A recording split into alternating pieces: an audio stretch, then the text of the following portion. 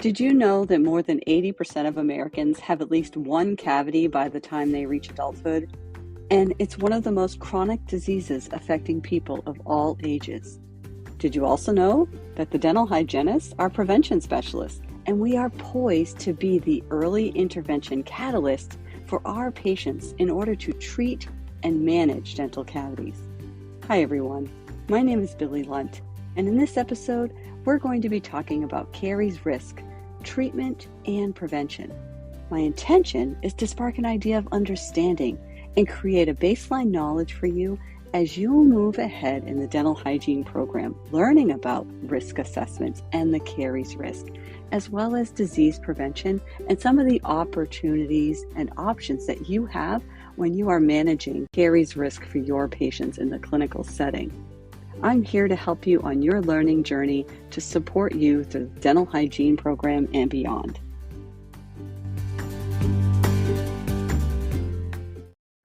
Hey everyone, in this episode we are going to talk about cariology, right? The study of caries, which is one of the two main diseases that we work with our patients to manage in the clinical setting. And I was working with a patient recently, and I just was overwhelmed by what I saw in this patient's mouth. This patient had full mouth restorations, a lot of time invested in their dentition, a beautiful smile when he spoke to me initially when I first interfaced with him. And then once I looked at the radiographs and started looking in his mouth and doing an assessment, I was just overwhelmed by how much decay he had. So I had to pause what I was doing to really try to discover what the story was behind this patient and how did we get to this place? How was it that this patient, who was only in his early 40s, had so much dental restorative in his mouth, but yet wasn't managing his decay? So in this episode, we're going to talk about the caries process and all the different facets and some of the new technologies that are coming out, stuff that I'm really excited about, so that hopefully in my career time, we don't see patients who go through lots of treatment and still end up with 15 to 20 carious lesions in their mouths. Are you looking for study sheets? I've created study sheets that cover the content of this episode. If you're interested or that's something that's going to help you on your learning journey, you can click the link listed right in the description of these show notes. Happy studying! Hey, are you in dental hygiene school or just got your acceptance letter and just started dental hygiene school and you're worried about how you're going to fit it all in, what the evaluations are like, what the key strategies you need to set up in order to be successful? You don't want to have worked all this time to get accepted into dental hygiene school only to make some pretty major errors in your first and second semester. I've put together a course that will really help you set yourself straight right out of the gate and get yourself started on the right foot in dental hygiene school. Whether or not you're just entering school or you've done your prerequisites and you're just well on your way halfway through, this course is designed to help get you straight and keep you straight so that you can become a dental hygienist. Click the link in the show notes and check it out. Biological appetites are the minerals that make up some of the parts of our body, like enamel. We're talking hydroxyapatite, fluorapatite, and chlorapatite in this particular situation. Special hydroxyapatite composes the teeth and our bones. Hydroxyapatite itself has a low bioresorption rate. And what that just means is that it doesn't quite mimic the exact structure of the hydroxyapatite of our enamel, the inorganic makeup of our bones and teeth. There's a carbonate structure. So carbonate substituted hydroxyapatite is the main structural makeup of the enamel and dentin of our teeth. So the carbonate is substituted, and this is naturally occurring. 85% of our enamel is made up of hydroxyapatite by volume, and 95% of it is by weight. So given the size of a tooth, it's really tightly packed crystals and it's really dense, so it's pretty heavy. The amelioblast stack all this during the enamel development process to form these crystallized layers of enamel rods. It's really important for you to understand how enamel is formed in order for you to then understand how the demineralization and remineralization process works so that you can better understand cariology and how you can intervene when you're assessing your patient. Biofilm uses the food that we eat to break down the starches and the simple sugars into acid. Now, the acid mixes with the saliva, and that combines with the food debris. It forms additional biofilm, right? It's just the feeding source for the biofilm development. And this increases the acid production from the biofilm. All of this acid production creates an imbalance in the mineralization and demineralization process that can happen in enamel. And this is how dental caries is formed. When that balance is tipped and the demineralization of the enamel goes too far, we end up with a cavitated lesion. And most often we call these white spots, and these will cavitate, right? So once that balance is off enough that causes the demineralization process to extend too far, we now have a cavitated lesion. And if you want to dive a little deeper into the dental biofilm production, check out episode 54. And if you want to dive a little deeper into the histology of enamel formation, you can check out episode 76. Both of these give you a really nice background to help you really understand the caries process and how some patients are at a higher risk and what the treatment options are. And so that's what we're going to talk about. We really need to understand why it's important to do a caries risk assessment for our patients and how all of this chemistry and anatomy work together to create that risk. Let's talk about what is involved in determining the level of risk that our patient has to the potential of throwing off that balance between the remineralization and demineralization process of the enamel. I know that most of our patients, the first thing that they think about is their diet. And what they continue to think about is sugary foods, candy, things like that. And we've made a lot of progress in helping our patients understand that sugar is also found in a lot of the drinks and juices that they consume. So that is definitely, nutrition is definitely one big leg of the risk assessment piece, but also the biofilm. How is your patient managing their biofilm production in their mouth? And so we have to disclose our patient in order to make a really accurate assessment of what's going on in there. They've got a new disclosing solution out that I tried that has different color variations. So it helps you see not only where the plaque biofilm is accumulating, but some of the more mature biofilm that exists. And this is such a great education tool to show our patients. And from my own experience, what I've seen is that patients are really surprised at just how many strokes it takes with your toothbrush to remove the biofilm, especially from those cervical regions where it accumulates pretty quickly.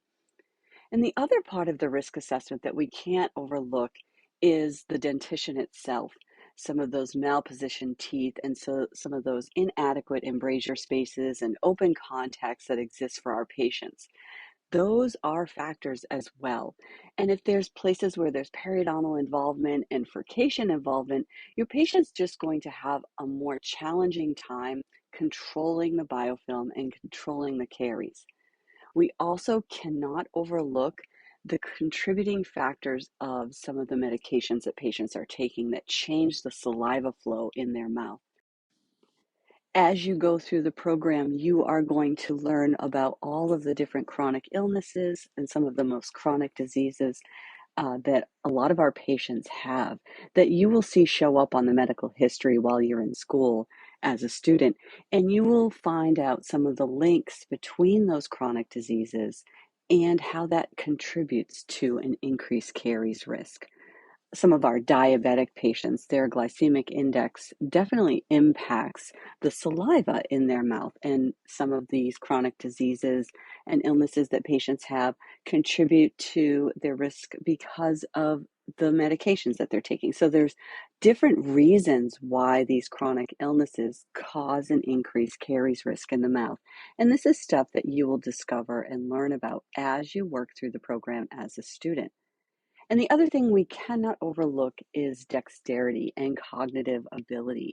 A lot of our patients have challenges with dexterity issues, and this really limits their ability to manage the biofilm in their mouth.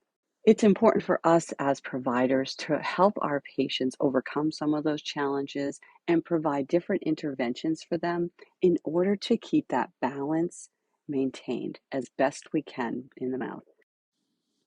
Another helpful tool, coupled and married alongside disclosing solution that you can use to determine the level of risk for your patient, is a saliva test that simply shows you the pH level of your patient.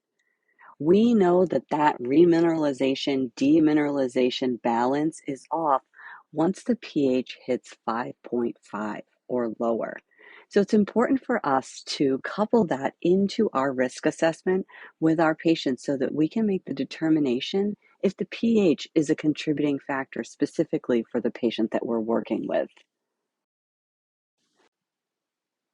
And the American Dental Association recommends prioritizing the use of non-restorative interventions, including non-invasive therapies. We want to treat our whole patient, not just drill and fill. We need to be thinking about how to improve our patient's resistance to future carious lesions. What type of home care interventions can we provide our patient? We have to disclose in order for us to evaluate the patients for risk and provide the corrections that are needed for their home care interventions. We want to talk about nutrition and evaluate the frequency of eating and the choices of eating that the patient is making. There's one thing that I have discovered through conversations with patients is that they are not necessarily aware of the connection between some of their food choices and their carious lesions or their risk. For example, goldfishies. Lots of kids and adults eat goldfishies. And I'm not picking on goldfishies, but goldfishies are really, really sticky and they stick into the occlusal surfaces of a lot of these areas, which make them high risk. And they're loaded with carbohydrates. And we know that when there's carbohydrates just left alone to do their job, they are going to grow the biofilm and the lactic acid production is going to be increased, which will destabilize the enamel and start the demineralization process. And patients don't often make those connections. When we talk to them about nutrition, if we are not digging a little deeper and peeling back the layers a little bit to talk about frequency and choices, then we are left with not really giving our patient all the tools and information that they need in order to make some of these adaptations. The gentleman that I was talking about at the start of this podcast episode, we discovered just through conversation that he was a person who always carried around an iced tea and would sip on iced tea all day long at work. He had no idea that there was a strong correlation between his food choice and his decay rates. He did not make that connection because when I started talking to him about his high risk of decay, all he said was, I don't eat any candy. And this is a misconception that a lot of patients have. And even if the iced tea was sugar free, he really needed to understand the connection between that acid exposure and how the digestive process starts in the mouth. And we owe that to our patients to evaluate their nutrition and evaluate their eating choices and their frequency so that we can help them manage their decay rates. When we disclose our patient, it helps our patient be part of the process of evaluating. It includes them in the entire process of assessment when we are taking a look. We're disclosing our patient, and it's really showing us the level and maturity of that biofilm. When they are part of the process, we can work together with our patients to come up with home care interventions or maybe changes in their home care interventions so that they can improve the outlook of that disclosing. And I have found that patients over time, they look forward to you disclosing so they can see themselves. Is there a change? They want to know what the outcome of their efforts are.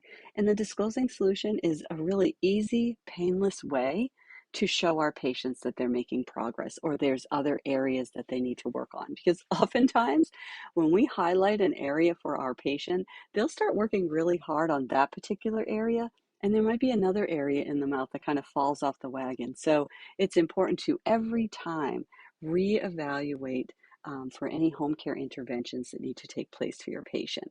And in that process of conversation and assessment and evaluation, it's really important for you to understand what the patient's own healthcare beliefs are so that you can work with them where they are to walk them down the path of health. You don't really want to take big leaps here. You need to look at it as a small step process of intervention so that you can help those patients. It's also important for you to know what different types of interventions are available to your patients. You know, there's so much more than just providing sealants for the occlusal surfaces. There are systemic things that we can provide our patients that stabilize the dentition right from the start, right? So we have systemic fluoride, we have rinses.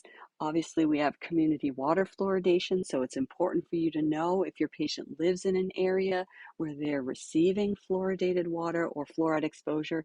We're all being exposed to fluoride. It's the 19th most abundant element on the planet. So it's everywhere and it's in our lives, but it's important for us to try to make a determination for our patient on how much fluoride exposure they're receiving, because we know that that measure exists to improve the resistance to decay. There's topical applications as well. We have the professional fluoride varnish that we apply, and then patients have at-home self-care. The research coming out, if you're doing fluoride varnish on your patient, you should be coupling that with povidone iodine at the same time. The research is showing that if you do povidone iodine on your patient and follow that with a fluoride varnish, your impact is so much greater for your patient. It's also a great time to have that education piece with your patient, to talk about bacteria, to talk about the pathogens that are in the oral biofilm and what those things do and what you're doing to help manage that for them and with them. When we're assessing our patients, we want to think about areas that we can provide sealants on, because these areas are at higher risk of carious lesions due strictly to mostly anatomy. Think about areas that have food impaction.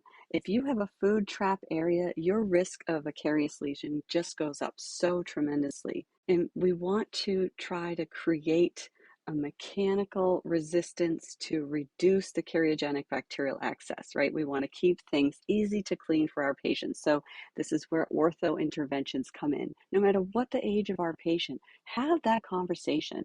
If you know that there's a food trap area or there's an embrasure space that's causing more challenge for your patient, we're looking to reduce that cariogenic bacterial load. And so sometimes we need to talk about ortho for our patient if we want to reduce their caries risk, because we know that it's easier to keep these areas clean and that we can reduce their risk. There's a lot of research that shows that the drill and fill method that we've been using, there's not been a lot of progress or decrease in the prevalence of carious lesions. There's new research coming out and there's new trials using artificial intelligence to integrate into dentistry for diagnosing lesions. Even more interesting is what's going on in the lesion. What's the activity of that carious lesion? How aggressive is it? Is there any remineralization going on? So we have a lot going on in dentistry. Incorporating artificial intelligence in is really interesting, because we're always looking to find a balance in the mouth between the different types of pathogens that are causing the increased risk and what is the enamel matrix doing? How is the hydroxyapatite? What are the fluoroapatite crystal ions doing in that? With the approval of silver diamine fluoride in the United States back in 2017, the improved technology in fluoride varnish, the understanding of povidone iodine, and the development of P11,4 peptide, all of these things have just increased the potential for us to have a bigger toolbox to use when treating and managing our patients who present in the dental setting with a higher caries risk. The use of sealants and glass ionomers has really changed the game in dentistry. And I believe that as more people understand the use of these different products and how they will work together to no longer just watch a carious lesion go from just the enamel shell into the dentin and become a cavitated problem that needs the traditional drilling and filling. Once this catches on and becomes the standard of care, we are going to reduce the caries risk and potential of surgical interventions kind of becoming the secondary layer of treatment. And the primary layer of treatment now becomes prevention. How can we use what we know, and how can we use all of the products we have to put prevention in the center, to treat and manage our patients without surgical intervention, to help remineralize and restore the dentition without cutting away precious enamel. Once it's gone, you never get it back. So all of these things are things that I want you to be thinking about when you think about a caries risk assessment and dental caries, and how all of these things work together to either contribute to the flow and the balance within the mouth or the imbalance that can occur. And all of these different branches and legs that are involved in your assessment all can play a really pivotal role in throwing off that remineralization and demineralization process that can happen, that can cause your patient to sometimes have a real big change in their oral environment that can contribute to quite a number of carious lesions. I'm hoping that this is something that we are making progress on. There's so much stuff that I'm excited about that we're discovering and learning. But in order to really appreciate where we need to go, there's going to have to be a shift in how we look at and how we treat our patients, and also how we educate our patients on what the options are, what types of treatment plans we put together for our patients, and then the value of some of the stuff that's out there that we need to keep abreast on and know that is being researched and developed, so that we are always on the side of cautious intervention and conservative dentistry.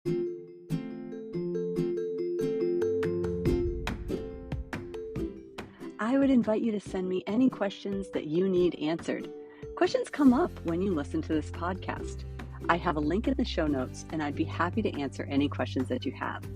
Also, I would appreciate a review if you have time to leave one. Thank you so much.